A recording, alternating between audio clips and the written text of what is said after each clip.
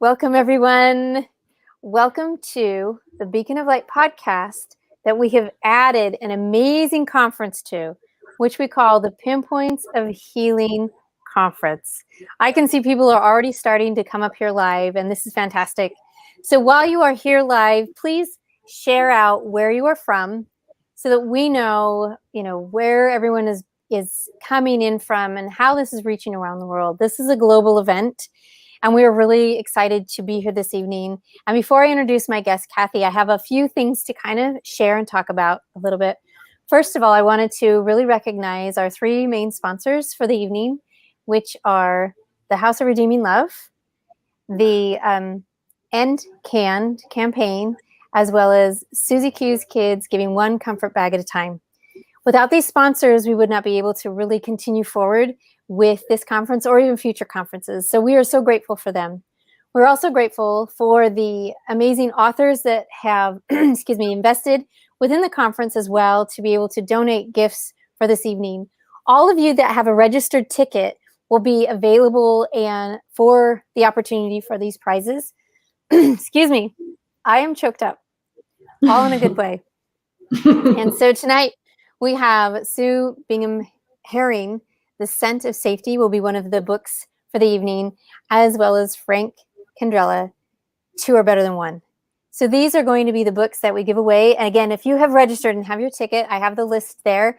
So I'm really excited to be able to offer these to you tonight. Wow. Thank you, Lori. You are here. We have an amazing Facebook user from Michigan. We have Pam. Hello, ladies, everyone. This is fantastic. Thank you, everyone, for coming. This is great. Linda is even over on our YouTube channel to show that, look, we are there, live and proud. Excellent. Thank you. Continue to pop in, share with us where you're from. So now that we've kind of gotten a few of the business items out of the way, there's one final thing I want to talk about is that why are we having this conference? The why for this conference is something where actually Cathy, my first guest, and I, we had a talk about in 2019. Where following a meeting where we were all at, we decided to have a discussion about wouldn't this be an amazing thing to kind of have a conference or a workshop of some sort. And this is kind of spilled from those conversations that we had. And so without Cathy's, willingness to meet this crazy lady and kind of talk about some ideas, it really came about. And the idea is for the awareness as well as for the healing. Everyone who's out there, we want to bring you into the healing process. We know the recognition of victimhood and of surviving. We hope to bring you into some bravery and some courage to start your healing journey. And thank you. Look at that. We've got Facebook user from Scotland that's here. Wow. We've got a lot of people here, Cathy, and this is fantastic. Just a few little notes of business left is that it will be at 7:30 p.m. Central Time, and here are the dates: April 1st, April 7th, 14th, 19th, 21st, 22nd, and 26th.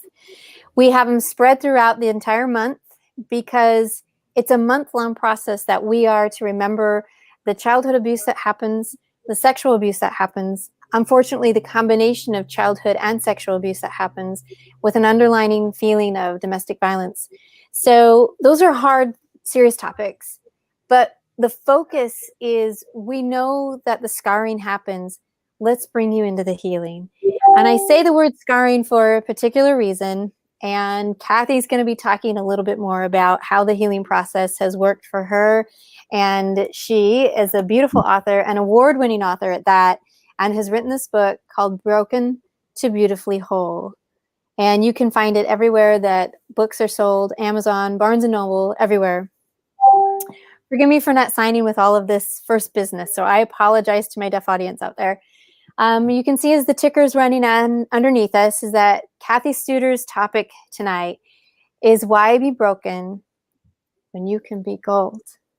That's beautiful. So without further, business and all of that, again, thank you sponsors and thank you everyone who has invested and thank you everyone who has popped up here live. Let's introduce Miss Cathy Studer. Cathy on her own, like I said, has written this beautiful book. She's also a coach. She is also somebody that goes and speaks in a beautiful manner, and you will hear it tonight. And Cathy, if you would like to share anything else before we kind of jump in, the floor is open to you. Well, it's an honor to be here, April, and I thank you from the bottom of my heart for the invitation. And because of this conference, I want everyone to know that we are bringing out hope, healing, and empowerment. And we are raising awareness, because the reality is when we create this conversation, that conversation creates change, and change is exactly what we need right now. Abuse survives and thrives in silence. And tonight we are stopping that. We are breaking the silence, and we are creating those much needed conversations. So thank you. You are so welcome. I'm so excited to be here. And so everyone who's there, please share it. Please share it out. I'm going to share it with my groups here as well, making sure that everyone is on and everyone can be connected, because this is those important messages. We have been working for months and months in gathering all the information possible. So we make sure that it is up and going. It looks like it's great there. Again, sorry for this little bit of business here. It looks like it's great there. Awesome. Thank you, everybody. I see shares going out everywhere. Fantastic. Awesome. Great. Okay. I think we're hammering it out. One more place to check. Wow, we've got people here. Love the cover, Cathy, from a Facebook user. I'm not quite sure who that is yet, but I am so excited that she loves the cover. It's a beautiful cover. It's very stunning. And she has everything behind her ready to really go for this. Looks like we are up and things are flying. Love it. Okay. Without anything else, Facebook user from Raleigh, North Carolina. Excellent. Everybody, great. It's great to see everybody. So West Bend, look at that. Wisconsin, Lori, you're awesome. Love you, love you. All right, we're jumping in. We're going for it. And Cathy, you have something that's incredible. And again, I've shared this book, and it is something that really just touches us. And we know that the power of this is real. So your title tonight, Why Be Broken When You Can Become Gold? What does that mean? What does it represent? Well, first of all, it's a question, and it's a question for a purpose. And that purpose is we have a choice. We have a choice to survive our hurts, our traumas, or our brokenness, or we can choose to thrive. When we choose to thrive, we rebuild that confidence, that self-worth. We find our joy. We can develop our best potentials and add our value. We can pull our pieces back together, piece by piece, just like kintsugi. So if you don't know, the kintsugi is the pottery on the front of my book cover. It is a Japanese art form where they take broken pottery and they put it back together piece by piece with lacquered silver, platinum, or gold. It comes with the philosophy that when something has been broken, it can be repaired and become stronger and more beautifully whole. The cracks are meant to be highlighted, not hidden. A means of becoming whole again and embrace our imperfections. And hear that last part.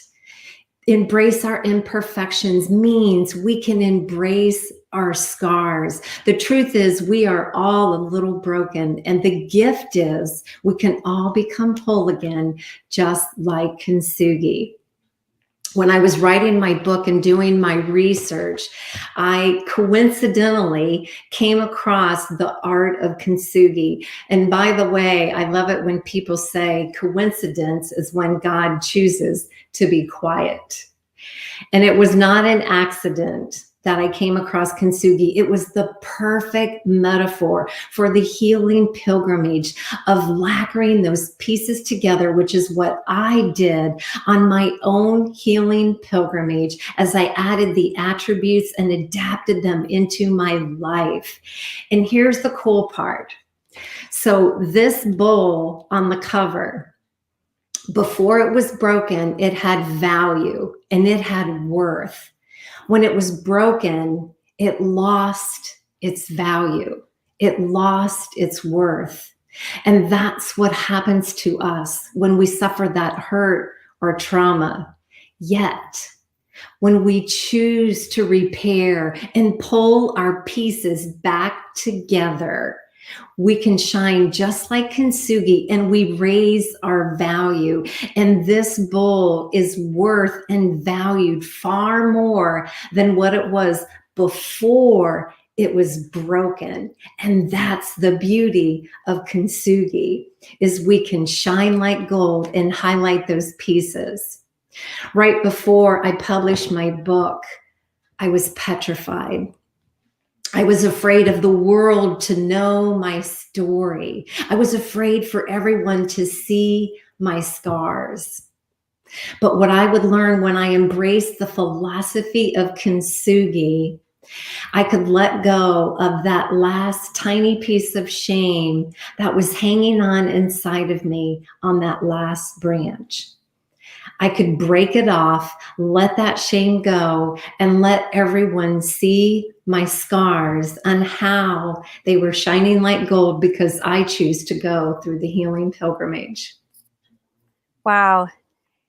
The choice to heal, so hard.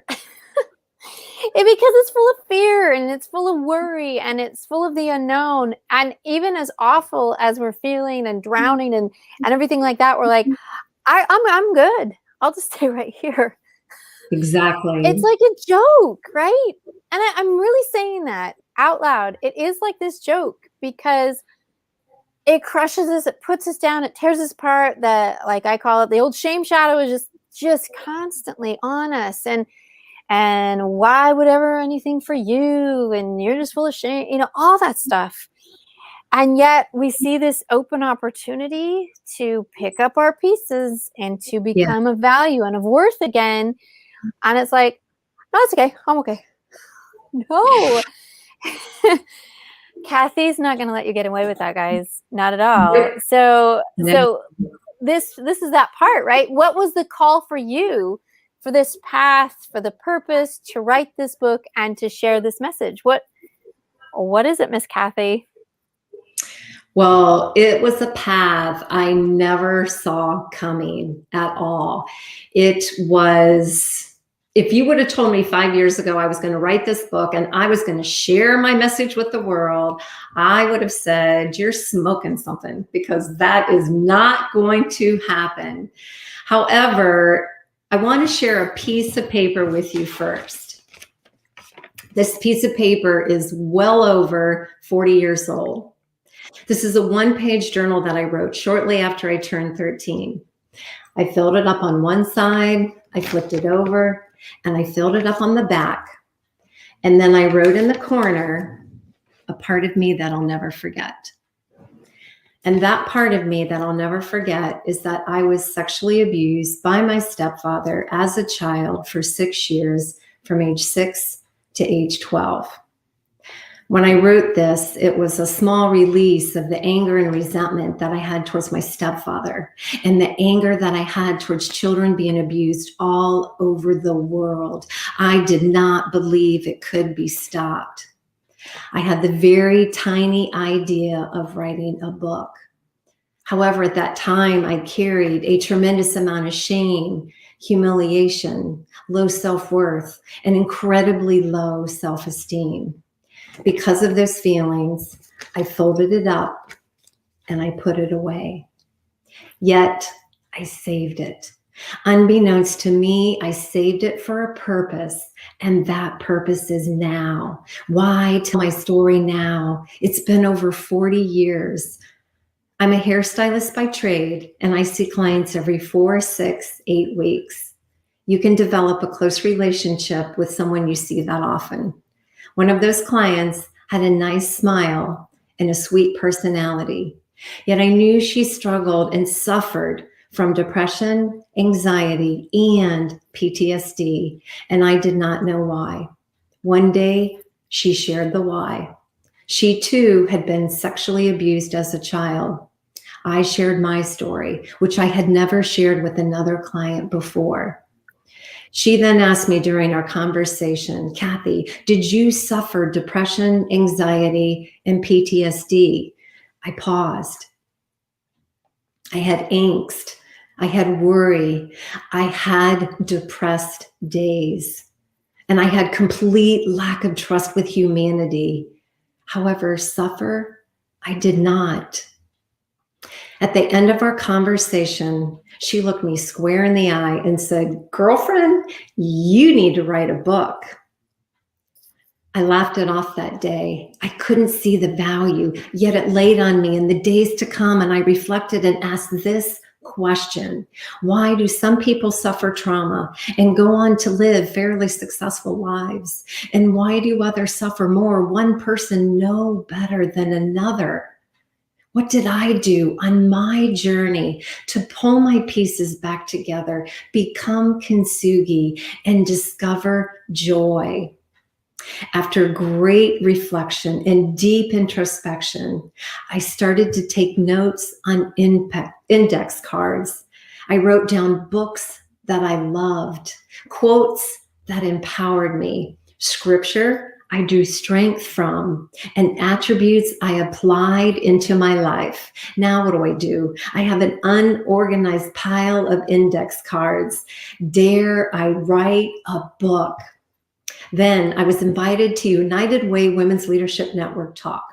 Brooke Axtell, who was a Grammy Award-winning singer, was speaking.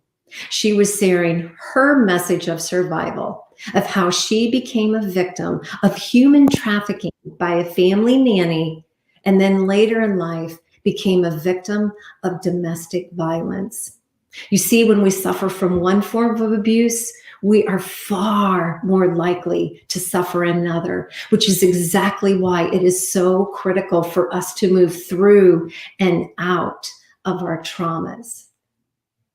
That night, I heard every word of Brooke's message.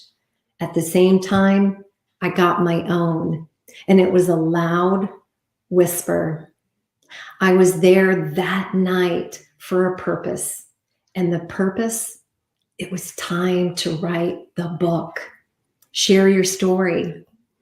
In the days to come, I started writing. Then the apprehension came. Less than 10 people knew my story. If I put this into a book, the world will know my story. As I said earlier, they will see my scars. I went back into that deep introspection, reflection, and prayer. Why me? Why now? I'm not a saint. I'm imperfect. I'm flawed. I'm dyslexic. I'm a very good writer, but I don't have a college degree. My message back, you're enough. It is time. Write the book. Before I started writing my book, all I knew is it was a path for a calling for a purpose. When I finished my book and the research, I could then fully explain how I pulled my pieces back together and reduced my chances of depression, anxiety, and PTSD. It is not because I'm a phenomenon. It was the attributes that I applied into my life that I adapted. Wow. I think there's something really important there, because there's a part of sometimes when we go through a survival, when we do look at others, we have maybe, I don't even know if this is really a term. We've heard the term of survivor's guilt, but it is kind of a comparison, right? It's like, well, I went through it, but it's not that I'm better than you, sister. It's more like I'm in a different place than they are. And it isn't a comparison. It's a wondering. It's a wondering. Right. And Yes. so you're like, huh. And you go back and you look at, was there a foundation? Was there a person? Was there a class? Was there something that impacted me that helped me, that I didn't fall down so deep? And your book, your retroflexion, your retroaction, all of these things together have just, you found your pieces. And So this is a little bit off, but when you found them, what did they say to you? As I did my research, Yeah, as I like did my all of the it pieces of you being broken, and you're looking them all, and you're matching it with research. What did it say to you? it it truly said that healing is possible, that becoming whole is possible, that habits, keyword habits, that we adapt in our life can allow us to heal and bring us to, as I said earlier, bring us to the value of becoming worth more than what we were before even that incident or that hurt. Wow. So it looks like as you're looking at all of these things and the becoming of whole, what are the 6 attributes that you found through this whole process? And how did that help you to become stronger and become more like this kintsugi? Exactly. I'm excited to share these attributes. These are 6 attributes that are valuable for anyone who has suffered any hurt, any trauma, or any brokenness. So it is perspective, Okay, I got to resilience, sign these. Perspective, resil- resilience, gratitude, self-compassion, faith, and forgiveness. okay, And we're I going have to to ask you a question about forgiveness when we get there, because I have a sure. feeling this is kind of a 2-part thing on the forgiveness. So I won't spoil it. I'm just have a question about that. Okay. So Please do. we've got perspective. So what was your perspective? What happened? So, what I would learn, and I look back, well, first of all, let me say our perspective is the way we see life and the way we view the world. And how we view the world is actually how we experience life. And we get to choose what our perspective is. And what I would learn when I was a child, I had moments where I would focus on a good perspective. If I got a compliment from a teacher and it made me feel good, and I thought about that, in that moment, it would take away and reduce my pain. It didn't eliminate it, but it would reduce it. Or if I was baking Christmas cookies with my mom, that perspective in that moment of enjoying it could reduce my pain. Again, it did not eliminate it. And what I would learn is that my awareness, as small as it was, to hang on to a good perspective as hard as I could, allowed me to not be as broken. Yes, I was still broken, but it prevented me from being shattered because of this sexual abuse. And everybody knows the term glass half full, glass half empty. And we can have days of either or, and we can have days of being glass half empty. And that's okay. That's normal. That is life. But when it's not okay is when we live in the glass half empty. Hanging on to that negative perspective holds us back from healing. It holds us back from becoming our best self. And unfortunately, it propels anxiety. Now we're going to dive into resilience.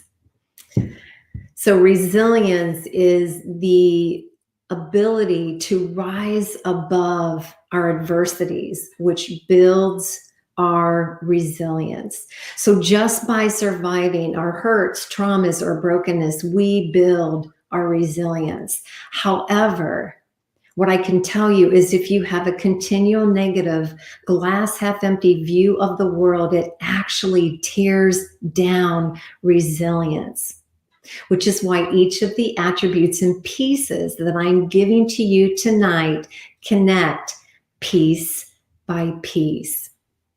So there's different ways that we can build resilience. And one of my favorites is perseverance, perseverance to a goal, perseverance beyond our setbacks and failures, which are inevitable. We are all going to have setbacks and failures. But when we persevere to a goal, even after that loss, we build our resilience. And I share in my book, Broken to Beautifully Whole, many other ways that we can all build more resilience. Wow. That is Gratitude. intense. That is intense. Hang on a second. So with that, what I love is that you're making it really aware. You didn't ever say the P word. I didn't hear perfection in there at all. No. I did hear persistence. And And perseverance. that's great. And perseverance. Exactly. And that's right, because like anything, if you watch a baby, if you yourself have tried something hard, the falls, the scuffles, the red marks on your paper, whatever, that is the part of the life. And the trick is to have that back, learn, and throat punch the thing that's going to come up and be like, oh, well, it could have been fully red, right? And whatever all that negative is, you just stifle it because you know it's going to come. So you're like, beat it to it, right? And keep going with that resilience. Okay, now this is going to lead us into gratitude. Go ahead, Cathy. It is. No, but that's good. And just to add to that real quick, it means we get back off, we dust the gravel off our knees, and we keep going. So gratitude. So gratitude is being, here's a saying that I love. It is not happiness that makes us grateful. It is gratefulness that makes us happy.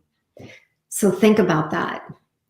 It is within gratitude where we can find more joy, being grateful for the small things in life. And gratefulness connects to resilience, which connects to perspective. And what I would learn on my journey, if I could have those moments similar to the good perspective, if I could have those moments of of gratitude where I was grateful for playing a board game with my brother. I was grateful for going to get a haircut with my mom, and I was allowed to get a bottle of pop out of the pop machine. Those grateful moments would reduce my pain. Again, it didn't eliminate it, but it reduced it. And then when I went into adulthood and I dove further into my healing pilgrimage, I started a gratitude journal. And what I would learn is when I adapted that as habit, it actually started making me grow within my own joy, and it eliminated the shame. And what I would learn further when I did my research is when we truly adapt gratitude as a habit, it reworks the neurobiology in our brain, reducing our chances for depression, anxiety, and PTSD. And that is the gift of adapting gratitude as a habit. Wow. So you're saying it can really pre-program your entire brain and help almost act like a guardrail before you go off the cliff and down into these depressive moments. You kind of get bumped by that because you were in gratitude. And that's really key. I mean, that just a simple visual of that as we go along, because there are times when we feel the cliff coming. You're like, we're going. And if you can just be like, but today was a good day. Bump. I didn't go over. Oh, look at that. You know, it's just that part, another piece to it. Oh, this is beautiful. Okay. All right. Keep on rolling. This is great. Well, it is. And, you know, to continue that, every day is not good. Some days are not. They're just not. That's reality. However, we can find something good and every day. And that's the gift of gratitude. So next is self-compassion. So self-compassion is the ability to extend empathy and kindness towards oneself. And this was incredibly hard for me. I had zero self-compassion as a teenager and a young adult. And that was from the shame that I carried. And self-compassion raises our awareness to the self-conversations that we have. And sometimes we say things to ourselves that we would never say to our best friend. Sometimes we bully ourselves. I'm not good enough. I'm not smart enough. I'm not pretty enough. I'm not blank enough. What do we say? When we say these things, it tears us down. It holds us back. We need to talk to ourselves like we would our best friend. And the gift of self-compassion is it is the awareness to those self-conversations and what we are saying to ourselves.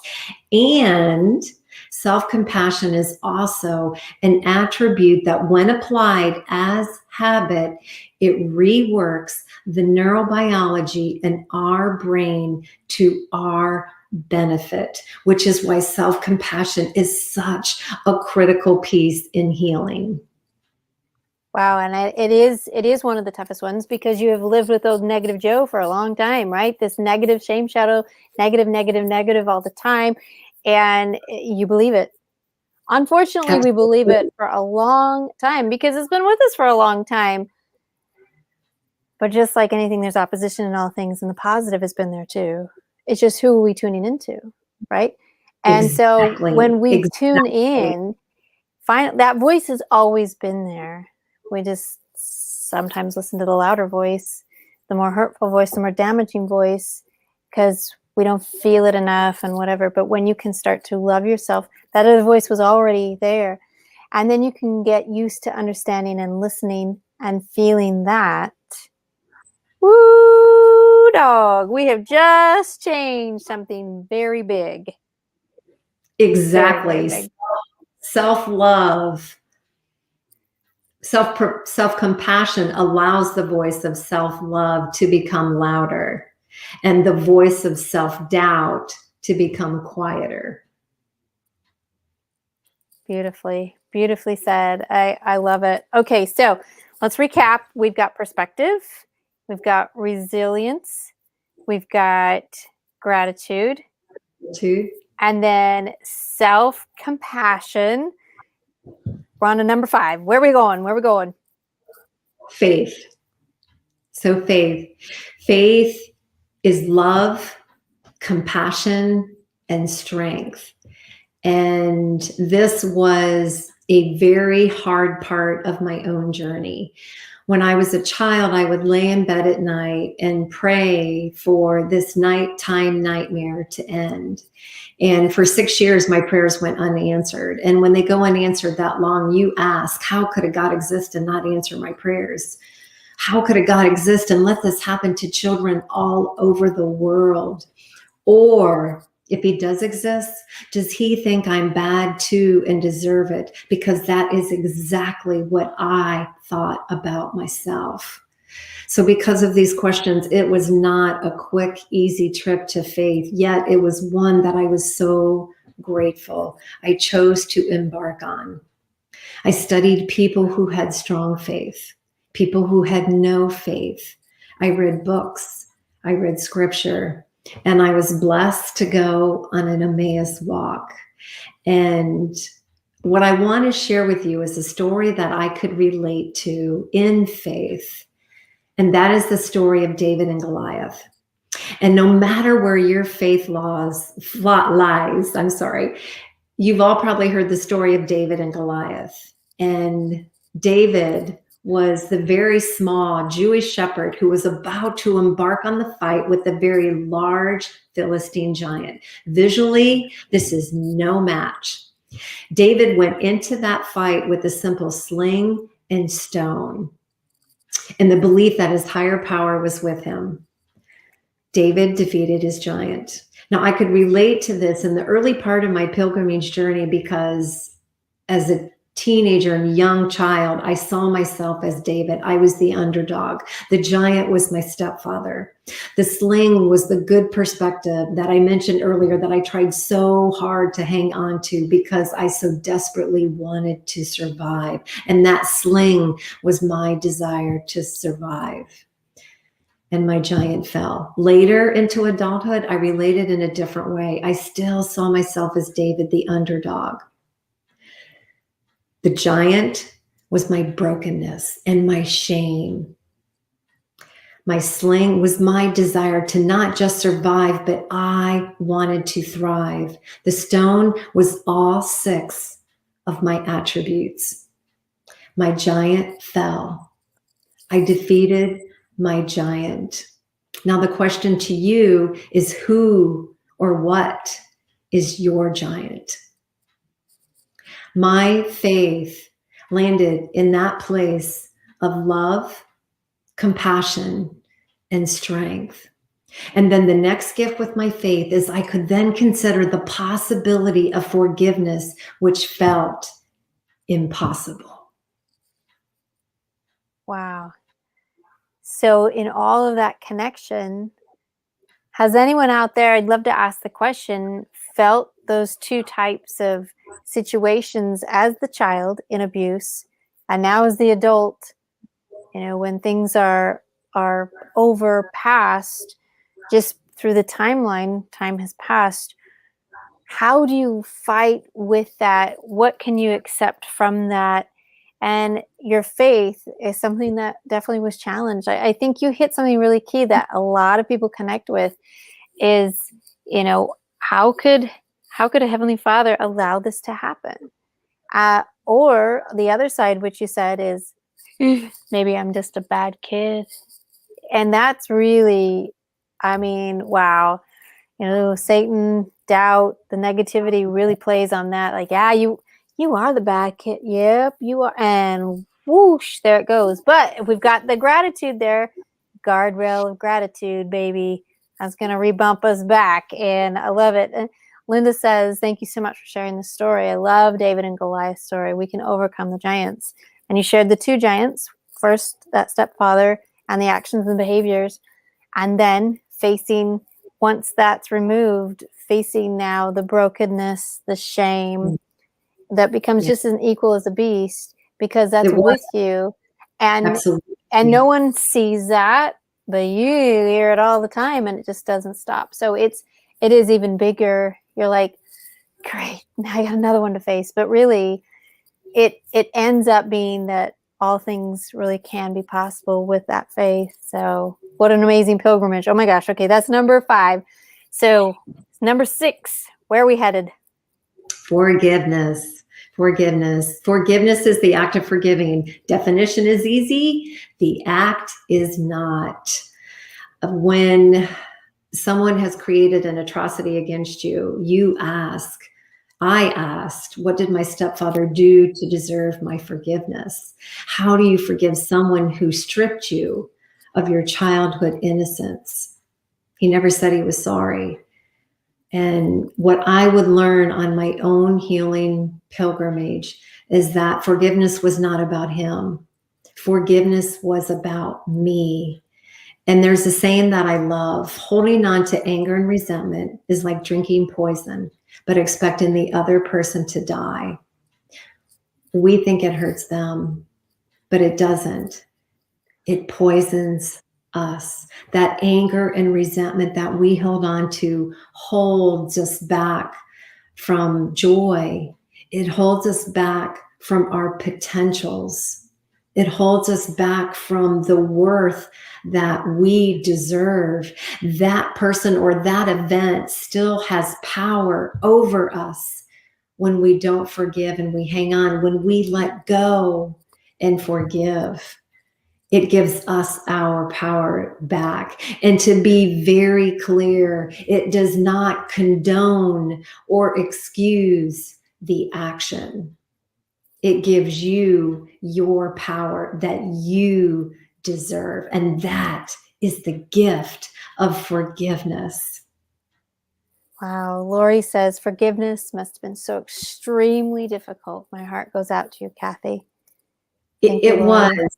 And the way that I gave the attributes, I started with what was the easiest for me to what was the hardest. And forgiveness was by far the hardest and the longest part of my journey. And I'm grateful to my faith, because I honestly don't know if I could have found forgiveness without my faith. And my faith took a while too. But yet, honestly, I can say I do believe forgiveness was the last piece pulling me back together, allowing me to become fully whole again and become kintsugi. Yes, for sure. It is so powerful. Forgiveness is for everyone. It's our opportunity to take a hold of it and to struggle with it, and to really know deep down that if we can keep the perspective that we are drinking that poison the longer we hold on to things, expecting something else to happen over here, it's insanity. It's not going to happen. Sometimes I just think about when things are tough, and I love this sign. It's called perseveration. Like, I can't let it go. I'm on it. It's just going to be stuck there forever. When it's just going again and again, like the washing machine in your head, it just does, the spin cycle never stops. And I have this idea, like, well, you're still here, so why not just try the opposite for a second? And it just breaks I love that. everything. And you're like, oh, I just had to step off the spinning wheel. Oh, I just had to step out of the way just a second, just do something the opposite. Like, no, I'm going to hold on to this forever. What if you just let it go? I don't know. Oh, look at that horizon. I'm just really showing the visual, but really sometimes it has to be that simple to be like, well, how well has that worked for you so far? Yeah, exactly. Well, maybe it hasn't. Maybe it hasn't. Maybe there's a better way. Exactly. So trying to, it is. Yes. It's very true. Everyone here has been putting down such fantastic comments, and I appreciate it so much. Without faith, hopeless is to overcome this. I mean, gratitude looks like everything that you've been hitting tonight is chiming in with so many people. And Lori then said, I'm so glad that you found forgiveness and can become whole again. So these 6 attributes, all of these pieces that are together. And, I know now we've got a few minutes left here talking about statistics. It's tough because that reality is real. It's here and it's in our face, but it's not meant to be presented as, well, here's the bad news, folks. See ya. No, there's some things we can do. So, but we have to know the battle we're facing. We have to know what's happening so that we know how to take charge of what we can, right? So why don't you share with us some of these statistics? Excellent. Thank you. So well said. So yes, I'm going to give some statistics, but then I'm also going to turn around and tell how every single person listening can do something to create this change and defeat the statistics. So 48 million. There's 48 million survivors of sexual abuse just in the United States. Now, 85% never report. Here's the next question. What's our real number? $750 billion. That's a big number. 750 billion. This was the cost of sexual abuse just in the United States, the socioeconomic impact in 2008. We do not have an updated number. So the first question is, why do we not have an updated number? The next question is, how do we discuss boosting the economy and not discuss that number? 10 seconds. Every 10 seconds in the United States, a child is abused and neglected. 10 seconds. how many children from the time we've come on this podcast till the time we go off will be abused and neglected? 1 out of 6. 1 out of 6 boys will be sexually abused in some form before the age of 18. So think of your sons, your grandsons, your nephews, their friends, classmates, teammates. Now reapply that statistic. 1 out of 4. 1 out of 4 girls will be sexually abused in some form before the age of 18. This does not include verbal sexual abuse. Think of your daughters, your granddaughters, your nieces, their friends, their classmates and teammates. Now reapply that statistic. So what do we do? Well, we sit at home and we cry and we're like, it's hopeless, just never mind. Right? I mean, you want to just dump it right there, but we can't. We really can't. We have to be the ones to stand and do something. Okay, Cathy, tell us what we're going to do. Tell us. Exactly. Come on, pen out. Yes, no, thank you. The statistics are uncomfortable, but this is our reality. But we can take an action. Number 1, as a survivor, we can break the silence, even if we just tell one person. Number 1, it creates a resolution in the brain to propel healing. Number 2, it starts to give us a reality of what our real statistics are, which means we can then have a proper response. So how do we respond then if someone shares with us? Number 1, respect the vulnerability. It took a tremendous amount of courage to say it out loud. Respect that. Support them. Believe. Investigate, but believe. The Justice Department will share with us that 97 to 98% of reported cases prove to be true, yet only 33% of parents believe after their child tells them. Now think about that. 97 to 98% prove to be true, yet only 33% of parents believe. We have a mass disconnect. And here's the problem with that. When a child or a young adult or a youth has undergone a trauma or a sexual abuse, it creates an impact in the neural pathway in the brain.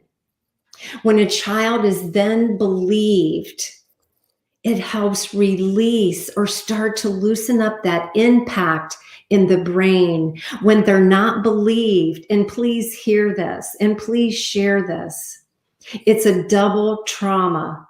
They've now created a second impact in the brain, and that impact dramatically increases depression, increases anxiety, and increases PTSD.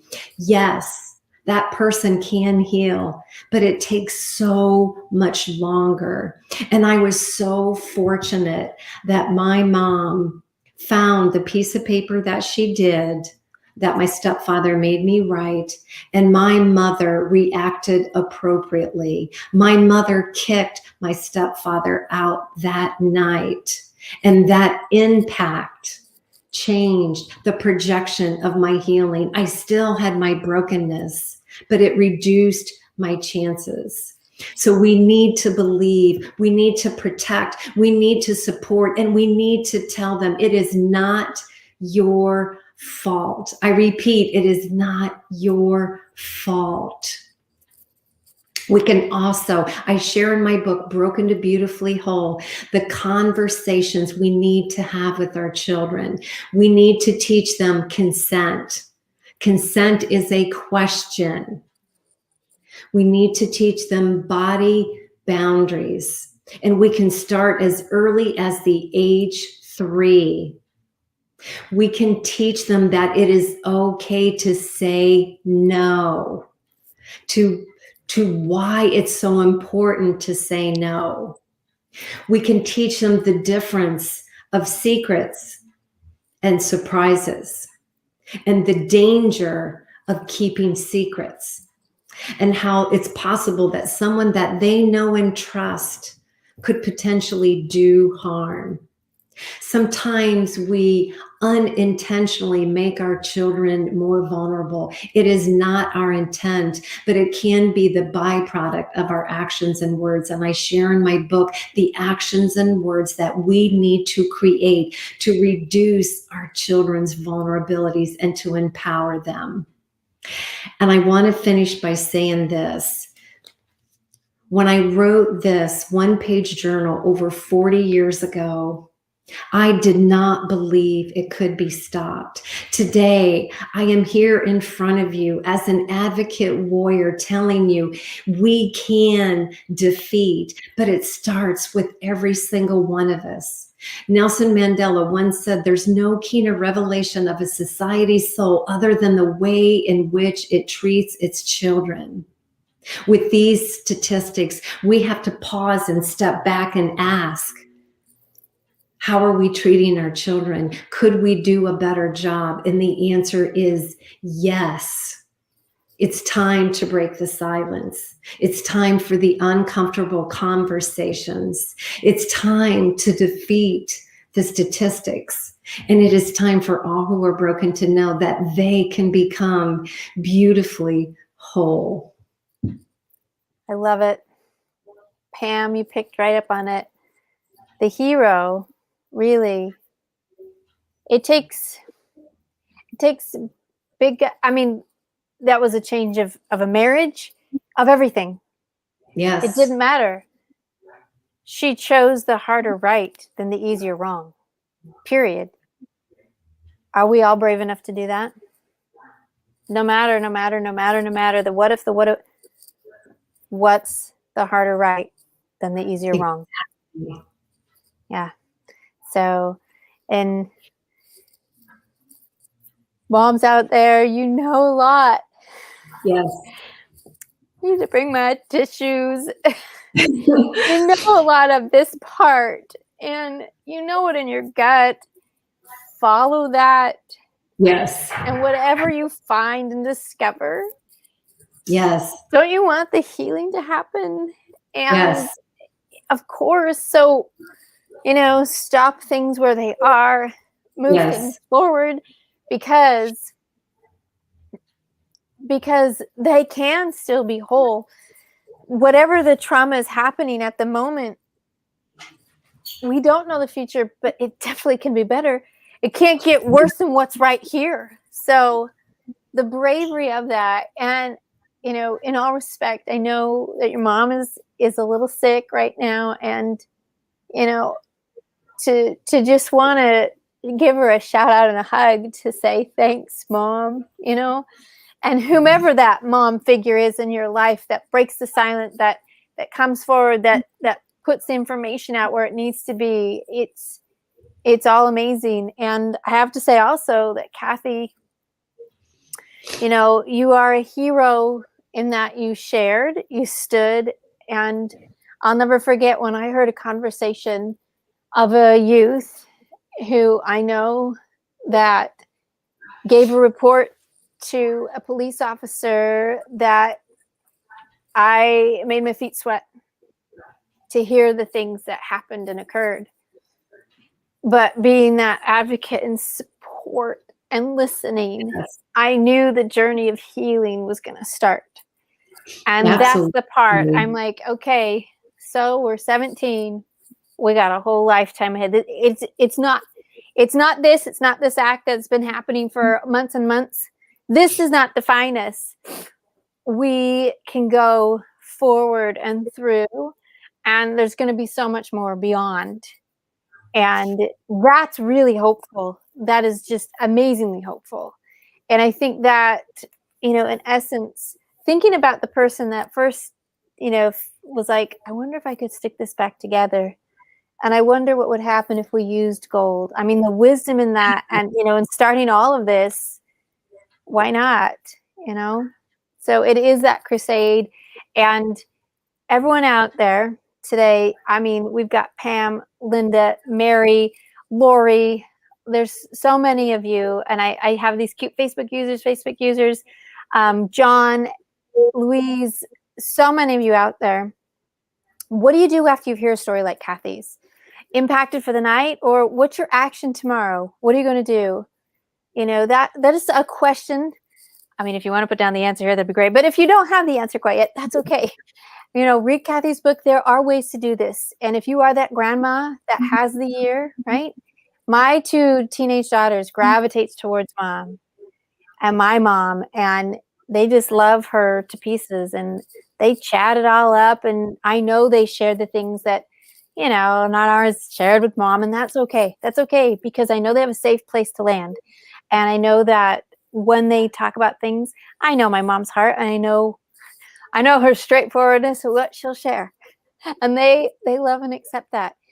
And so it's great. So if we can be that part, if we can be that person, if we can be that place, that is amazing. And so, take some action on this.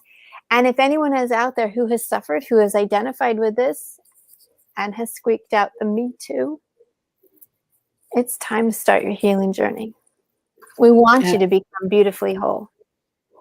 Trust in what Cathy has said. Yes, exactly. If you have light, you have light.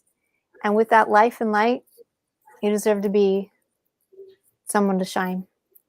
Never forget that. Always. Wow, no. Cathy, my goodness. We've had so many great things happening on this amazing evening. And I don't want to stop everything, but we do want to be able to show again and recognize all of our sponsors and everyone for this evening. Again, we wanted to thank EndCan and the Hope of Redeeming Love, as well as Susie Q's kids, giving one bag of comfort, giving comfort one bag at a time. Make sure I get that. Mary will probably type it out there again for me, for my brain to remember. We also wanted to thank Dr. Frank Candrella, as well as Sue Bingham Herring. Thank you so much for being a part of this tonight and investing. And so it's going to be time really quickly to be able to share some of these prizes out. But before we do, Cathy, is there anything else that you would like to share with us before we close this up for this evening? So speaking of EndCan, I'm so excited for this. So EndCan is the National Foundation to End Childhood Abuse and Neglect. And I was honored that the co-directors wrote 2 endorsements within my book. And they are creating the first ever walk to defeat childhood abuse. Right now, one does not exist. We've got walks for almost every type of cancer, leukemia, heart disease, Alzheimer's, as well we should, suicide prevention. These are all important, but there is nothing out there for childhood abuse. So we're creating the first one. There's going to be 4 lead cities, and Columbus, Ohio is one of them, where I live. And there is Los Angeles, California, Dallas, Texas, and Denver, Colorado. And in Columbus, Ohio, I am the event leader, and I am excited to be a part of something that will create change, raise awareness, and be that advocacy. So it is the last week of September and the first weekend of October. Mark your calendars. And if you want to follow me on Facebook at Broken to Beautifully Whole, or a part of my group, Becoming Kintsugi Group, I will have more information to come. But I'm so excited about this. And lastly, I would say I was fortunate to talk to a couple different CASA groups. And CASA stands for Court Appointed Special Advocates. And with one of the groups, during our conversation, we talked about the idea of taking my 6 attributes and putting them into a set of children's books. And here's why. I think the most powerful part of my book is how attributes that we apply into our life as habits can rework our brain in a healthy manner. Right now, too many people are suffering depression. Too many people suffer from anxiety and PTSD. What if we planted the seed in a child? We maybe can't eliminate it, but I can promise you the more seeds we plant in children, the more we can reduce it, because life is going to happen. Hurts and traumas are going to happen. Let's work and grow those healthy mindsets.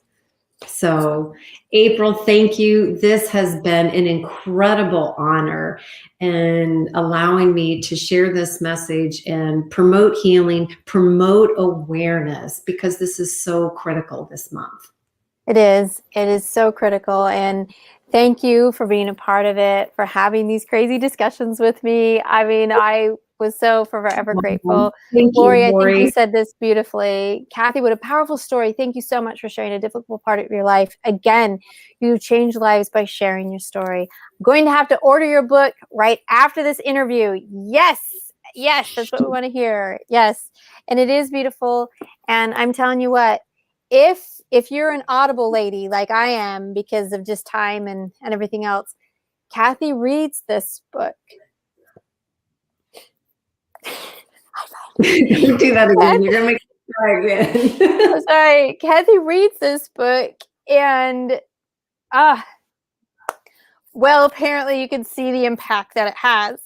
To hear it in her own words and, listening to it, the power of it is right there. And I imagined her as that little girl. I imagined the challenges. I imagined this lion of a mother that just, oh my gosh, I was shocked. I was shocked at that part, but excitedly shocked, but like, don't mess. That was the word for your mom. I'm like, don't mess. Like, she was so incredible. And the way your voice carries through it, it's amazing. So get it any way you can. But I'm telling you what, when I heard it, it just brought it all home to amazing, amazing places. Okay, note to self, bring a whole bunch of tissues over here because I don't think my yogurt packet's gonna work right there. Oh my gosh. All right, everybody. Incredible evening. Thank you, everybody, so much for coming and being a part of this. Thank you for joining us. Yes, I'm going to now give away these two lovely, amazing books. And thank you, authors. Thank you, Frank, and thank you, Sue, for being a part of this particular evening. And so here we go. We're gonna give things a roll and see how these things go. And our first book and award goes to Lori Chowinski. Lori, thank you so much for being a part of this. And you tell me which one you want. You tell me, and we'll send them off to you. Either Frank's book of Two Are Better Than One or The Scent of Safety by Sue Bingham Herring. And thank you so much for being one of our winners this evening, Lori. Fantastic job. I'm just so honored that you've been here. You've been doing amazing things in the community. And so I'm going to put all this down. So let's see. Where is she? All right. I'm going to send you The Scent of Safety. Here we go. There we go. The Scent of Safety. And we have got one more this evening for Frank, that two are better than one. And let's see who that will be on tonight. Oh my gosh. I'm just reading through all these comments. So Lori says, I'll let you pick. Okay, well, I picked for you, and that was The Scent of Safety. That was The Scent of Safety. And Mary, she also has a set of books to give away today as well. Oh my goodness, there's so many great giveaways. I might have to give things away after I see everybody's names. There's other names here that I can't quite see because it says Facebook user. So if you have your name, you want to put it down there, then I will try that. But as we close this off this evening, I'll make sure everybody is aware of who the winners are. And I'm just so grateful for everybody coming. Again, we will have our next Our next meeting will be next Wednesday, and it will be with Linda. So April the 7th, again at 7:30 p.m. Central Time. And please come. There's still time and tickets to register. And the more people that we get registered, the more opportunities for these gifts and prizes to be able to be awarded out. There'll be a whole new set of books that evening, along with Mary's books for that second evening. Again, we will have 7 total evenings. So this was our first, so we have 6 left.